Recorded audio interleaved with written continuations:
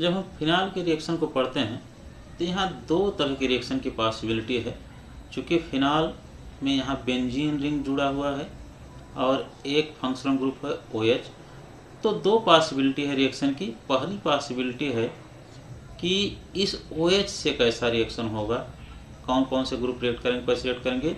दूसरी पॉसिबिलिटी है इस बेंजीन रिंग पर कैसे रिएक्शन होगा, रिएक्शन ऑन बेंजीन रिंग। जब आप बेंजीन रिंग पर रिएक्शन की बात करते हैं तो बेंजीन रिंग के 3 पोजीशन हैं, आर्थ्रो, मेटा और पैरा।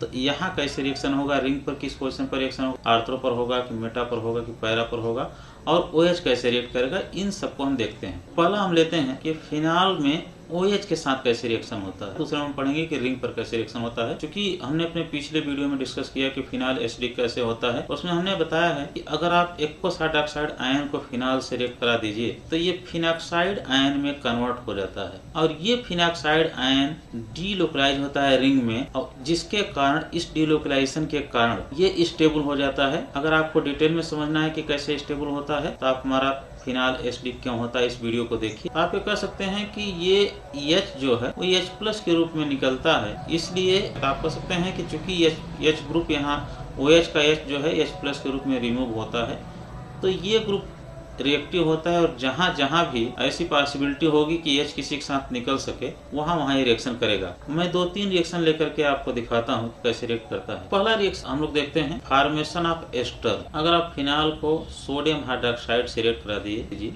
तो ये यहाँ अपना इलेक्ट्रॉन छोड़ करके H+ इसके साथ चला जाता है और ये सोडियम आ जाता है इस ऑक्सीजन के साथ, तो ये एक साल्ट बनाता है, सोडियम फिनॉक्साइड प्लस H2O। अगर ये सोडियम फिनॉक्साइड साल्ट को आप किसी एसाइल क्लोराइड से रिएक्ट करा दीजिए, एसाइल क्लोराइड से रिएक्ट करा दीजिए तो ये यहाँ से NaCl निकलता है और ये इस तरह से बन जाता है एस्टर। फिनाल को एस्टर में कैसे कन्वर्ट करें, ये एक मेथड है। दूसरा है फॉर्मेशन ऑफ ईथर। अगर सोडियम फिनॉक्साइड आयन जो हमने एक्सप्लेन किया उसको आप रिएक्ट करा दीजिए एल्किल हैलाइड से, यहाँ से भी NaCl निकलेगा और ईथर बन जाएगा। तो इस तरह से आप कह सकते हैं कि फिनाल के OH ग्रुप जो रिएक्टिव होता है, ये ग्रुप रिएक्टिव है, कैसे कैसे रिएक्ट कर सकता है, कैसे उससे ईथर बन सकता है, कैसे उससे एस्टर बन सकता है। दूसरे टाइप का जो रिएक्शन है, फिनाल के रिंग पोजीशन पर कैसे रिएक्शन होता है। तो फिनाल के रिंग को अगर आप देखें तो इसका पोजीशन आर्थ्रो है, मेटा है और पैरा है। यहाँ रिएक्शन कैसे होता है इसको हमको समझना है। इसको समझने के लिए जब भी फिनाल रिएक्ट करता है NaOH से, फिनाल को अगर हम NaOH से रिएक्ट करा दे तो ये इसको H+ दे देता है और एक फिनॉक्साइड आयन बनता है, जिसको हमने डिटेल में फिनाल एसिडिक क्यों होता है उसमें एक्सप्लेन किया हुआ है, फिनॉक्साइड आयन। और ये फिनॉक्साइड आयन रेजोनेंस से इस तरह से स्टेबलाइज होता है।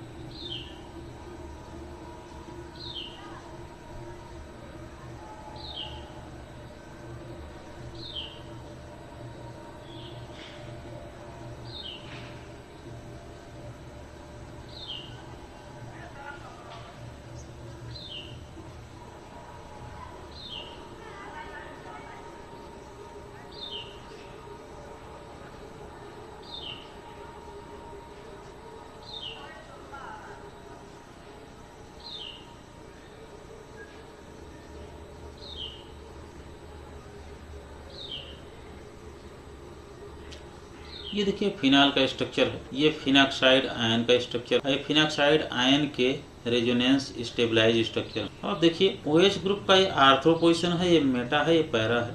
OH ग्रुप का ये आर्थ्रो पोजीशन है, ये मेटा है, ये पैरा है। जब फिनॉक्साइड आयन में कन्वर्ट हुआ, तो फिनॉक्साइड आयन जैसे स्टेबलाइज होता है, अब देखिए यहाँ उसके आर्थ्रो पोजीशन पर नेगेटिव चार्ज जनरेट हुआ है, उसके पैरा पोजीशन पर नेगेटिव चार्ज जनरेट हुआ है, फिर उसके आर्थ्रो पोजीशन पर नेगेटिव चार्ज जनरेट हुआ है। इसका मतलब कि ortho and para position phenol का जो होता है वो इलेक्ट्रॉन रिच होता है और वहाँ कोई भी ऐसा ग्रुप अटैक कर सकता है जो इलेक्ट्रॉन डेफिशिएंट हो, और इलेक्ट्रॉन डेफिशिएंट स्पीसीज को हम लोग इलेक्ट्रोफाइल के नाम से जानते हैं।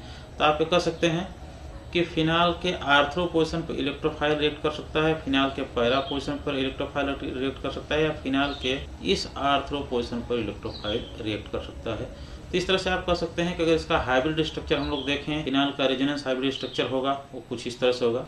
अब देखिए यहाँ ये फिनाल का रेजोनेंस हाइब्रिड स्ट्रक्चर है, जिसमें आप कह सकते हैं कि आर्थ्रो पोजीशन पर पैरा पोजीशन पर इलेक्ट्रॉन चार्ज की डेंसिटी बहुत ही ज़्यादा है, इसलिए इसका पर इलेक्ट्रोफाइल या तो आर्थ्रो पोजीशन पर अटैक कर सकता है, या तो पैरा पोजीशन पर अटैक कर सकता है, या फिर इस आर्थ्रो पोजीशन पर अटैक कर सकता है।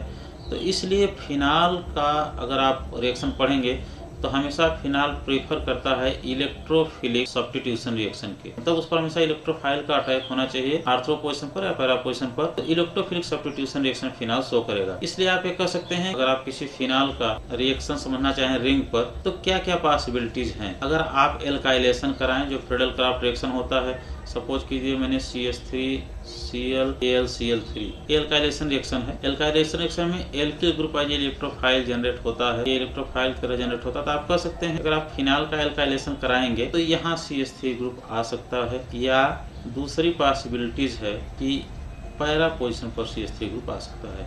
इसी तरह से अगर आप फिनाल का नाइट्रेशन कराएं HNO3 H2SO4 से, अगर आप फिनाल का नाइट्रेशन कराएं तो नाइट्रेशन में NO2 इलेक्ट्रोफाइल बनता है, तो वो आ सकता है आर्थ्रो पोजीशन पर, आर्थ्रो नाइट्रोफिनाल बन सकता है या पैरा नाइट्रोफिनाल बन सकता है। अगर आप इसी का सल्फोनेशन कराएं H2SO4 के साथ तो SO3H जो ग्रुप जुड़ता है वो SO3H आर्थ्रो पोजीशन पर जुड़ सकता है, या SO3H पैरा पोजीशन पर जुड़ सकता है। इस तरह से आप कह सकते हैं कि अगर आप फिनाल का रिएक्शन कराएं, कोई भी इलेक्ट्रोफिलिक सब्स्टिट्यूशन रिएक्शन कराएं, चाहे एल्काइलेशन, एसाइलेशन, नाइट्रेशन, सल्फोनेशन, तो वो आने वाले इलेक्ट्रोफाइल या तो आर्थ्रो पोजीशन पर जाएगा या तो पैरा पोजीशन पर जाएगा।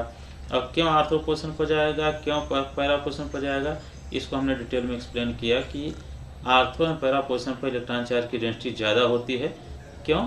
क्योंकि फिनॉक्साइड आयन जब स्टेबलाइज होता है तो आर्थ्रो पैरा पोजीशन पर ही इलेक्ट्रॉन चार्ज की डेंसिटी जनरेट होती है। इसलिए फिनाल इलेक्ट्रोफिलिक सब्स्टिट्यूशन रिएक्शन देगा आर्थ्रो पैरा पोजीशन।